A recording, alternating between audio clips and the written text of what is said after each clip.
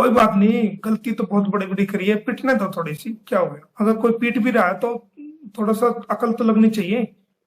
हम्म। जिनके जिनके भरोसे पे वो इतना बड़ा धोखा करके आई है, अगर वो उसको उस भरोसे का उनको प्रसाद दे रहे हैं तो थोड़ा सा लगने दो ना।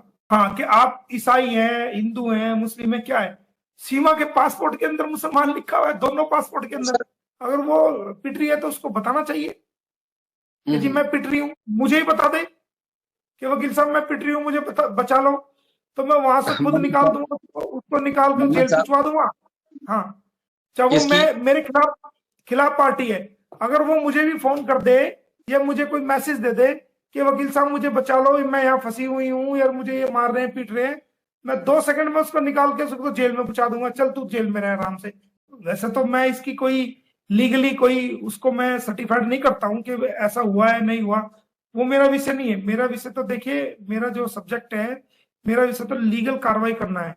अब वो वो जो फोटो वो फर्जी हैं या एडिक्टेड है या कैसे हैं, वो मैं उस बात में नहीं जा रहा, मुझे नहीं पता। और ना मुझे इस हम्म। बात की सच्चाई पता है कि लोग क्यों वायरल कर रहे हैं, क्यों ऐसा कर रहे हैं। और अगर वो पिट रही है तो अगर वो मान ले पिट भी रही है तो फिर अगले दिन उसकी नई वीडियो आती है खुश खुश रहते हुए, और वो पता नहीं क्या क्या ड्रामे उसमें करती है, तो उसको देखकर नहीं लगता है कहीं वो पिट रही होगी। और अगर अंदर हम्म। खाने कहीं पिट भी रही हो तो कोई बात नहीं, पिटने दो उसको थोड़े दिन।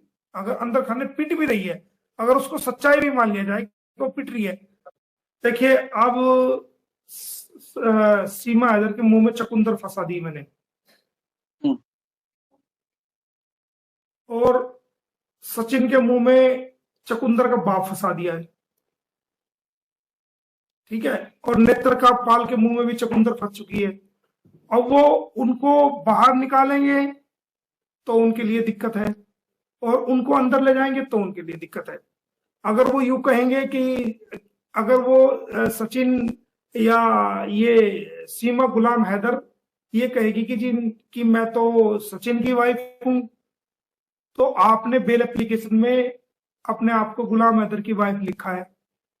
आपने आपने जितने भी डॉक्यूमेंट्स हैं, एफिडेविट है, डॉक्यूमेंट्स हैं, और जो बेल के ऑर्डर है उसके अंदर आपने अपने आप को गुलाम हैदर की वाइफ दिखाया है।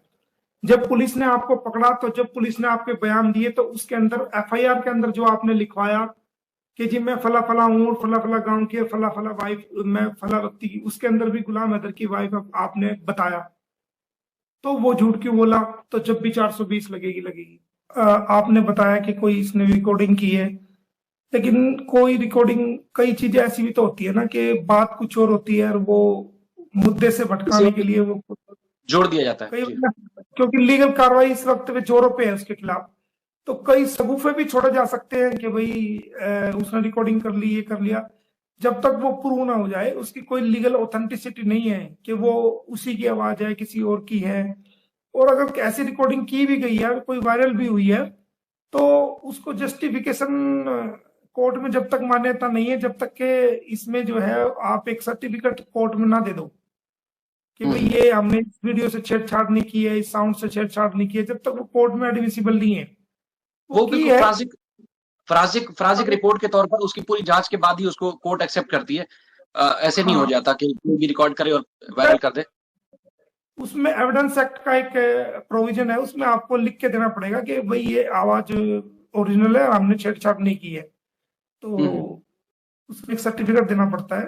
तो जब उसकी कोर्ट में एडमिसिबिलिटी है, अदरवाइज कोई कुछ ही करता रहो, उसकी कोर्ट को कोई कोर्ट में। और देखिए, हमारा काम है कोर्ट के अकॉर्डिंग चलना, सबूतों के अकॉर्डिंग चलना। ये हमारा विषय नहीं है कौन क्या कह रहा है, कौन वायरल कर रहा है, ये तो जो लोग आवाज उठा रहे हैं वो कर सकते हैं, उनका अपना विषय है। लेकिन मेरा इससे कोई कंसर्न नहीं है कि वो पुलिस की आवाज है किसकी है। हाँ, अगर पुलिस के ऐसा नहीं है पुलिस के सारे अधिकारी गलत है, पुलिस के अच्छे अधिकारी भी हैं, पुलिस में हमारे डिपार्टमेंट के अंदर अच्छे अधिकारी भी हैं, और जांच को अच्छा करने वाले लोग भी हैं, सभी गलत नहीं होते, एक आध होता है चलो उसके।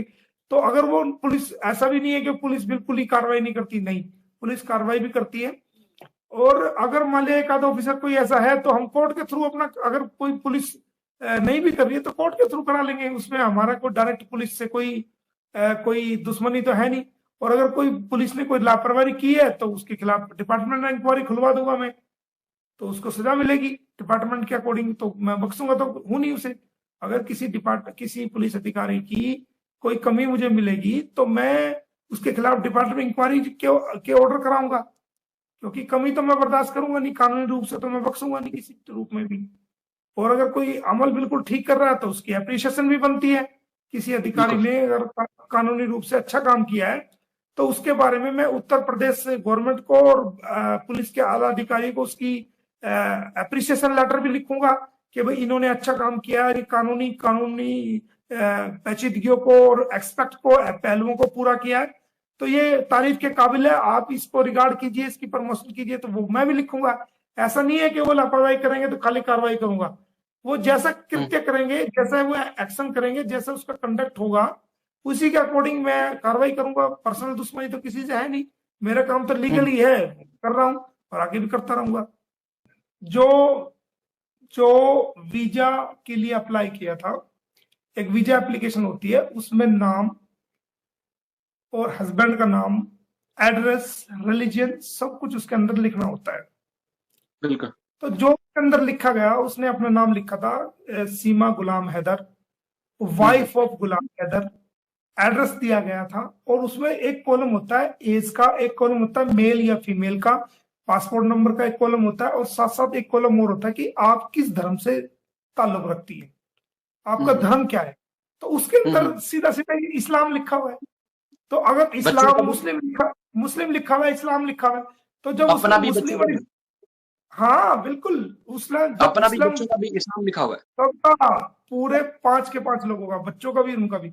तो जब उसके अंदर इस्लाम लिखा हुआ है, उसके अंदर मुस्लिम लिखा हुआ है, तो ये कैसे झूठ बोल रही है भारत में कि जी मैंने तो पाकिस्तान में रहते हुए हिंदू बन गई थी। वो क्यों बोल रही है? क्योंकि मैंने ये कहा था कि बच्चों का तुम धर्म चेंज करा रहे हो, मैं तुम्हारे खिलाफ कार्रवाई करूंगा।